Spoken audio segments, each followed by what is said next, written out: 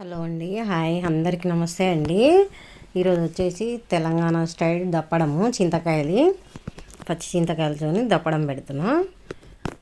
మంచిగా చింతకాయలు కడుక్కొని ఉడకబెట్టుకోవాలి. మెత్తగా ఉడకబెట్టి అట్లా వేసుకొని కొన్ని వాటర్ వేసుకొని ఉడకబెట్టాలి. చాలా బాగుంటుంది టేస్ట్. కొత్త చింతకాయలు వస్తున్నాయి కదా, చింతకాయతో బాగుంటుంది దప్పడము. ఇంకా ఎక్కువ మసాలాలు లేకుండా మంచిగా సింపుల్గా చేసుకోవచ్చు. అట్లా వేసుకొని ఉడకబెట్టుకోవాలి. మెత్తగా ఉడికేదాకా ఉడకబెట్టుకోవాలి.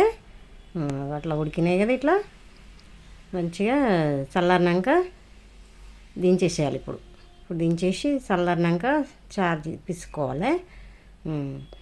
అట్లా పిసుకొని అంతా మంచిగా పిసుకొని బెండకాయలు ఇప్పుడు పోపు చేసుకోవాలి. గిన్నె పెట్టేసి జీలకర్ర, ఆవాలు, కొంచెం ఆయిల్,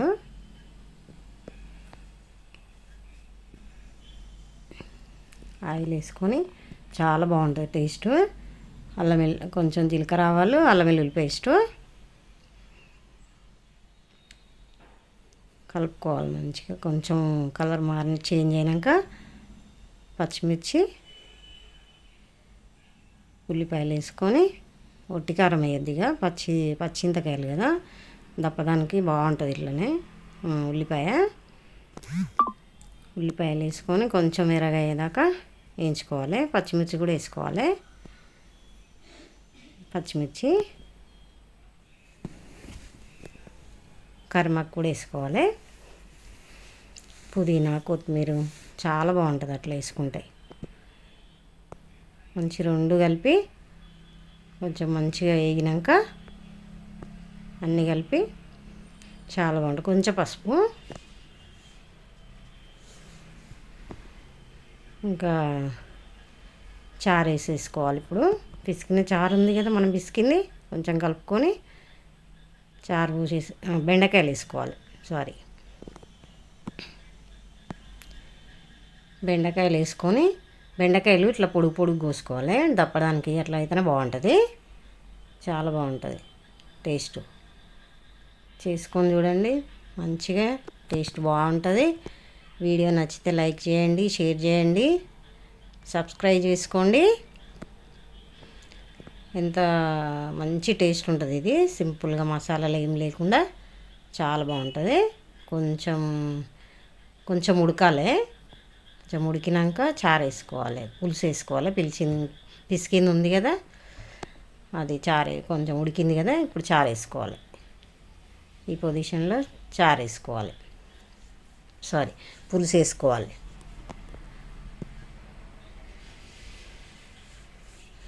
కొత్తిమీర, కొంచెం పుదీనా, కరిమాకు వేసుకొని మసలాలి. మంచిగా మసిలినాక ముందుగానే నానబెట్టుకున్నా నేను బియ్యము కొన్ని. దప్పదానికి శనగపిండి అని వేసుకోవచ్చు. ఇట్లా బియ్యం కొంచెం ఉప్పు వేసుకోవాలి.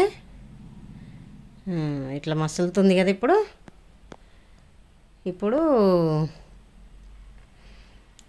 బియ్యం అట్లా మసులుతున్నప్పుడు బియ్యం మిక్సీ పెట్టచ్చు, రోట్లోనైనా దంచుకోవచ్చు. ఒక యాలక్కాయ, ఒక లవంగం, చిన్న ముక్క దాల్చిన చెక్క వేసుకోవాలి. కొంచెం చాజీర వేసుకోవాలి. ఎక్కువ మసాలాలు వేయద్దు. కొంచెం ధనియాల పొడి, మంచి టేస్ట్ ఉంటుంది. ఎక్కువ మసాలాలు వేస్తే మసాలా టేస్టే వస్తుంది, దప్పడం టేస్ట్ రాదు. కొంచెం ధనియాల పొడి చాలా బాగుంటుంది. ఇట్లా మంచి టేస్ట్ ఉంటుంది. చింతకాయలు వస్తున్నాయి కదా, ఇప్పుడు మంచిగా చేసుకోవచ్చు. ఇట్లా మిక్సీ పట్టుకొని ఇట్లా బియ్యం దాంట్లోనే వేసి ఒక 1 అవర్ ముందే నానబెట్టిన నేను. కొన్ని బియ్యం వేసుకొని ఇంకా బియ్యం కూడా మంచిగా మిక్సీ పట్టేసి పోసుకోవాలి. మెత్తగా పట్టాలి. మంచి టేస్ట్ ఉంటుంది. మెదిగింది కదా, ఇప్పుడు సింపుల్గా ఈజీగా ఇది పోసినాక ఒక 10 మినిట్స్ ఉంచుకోవాలి అంతే, ఎక్కువసేపు ఉంచొద్దు.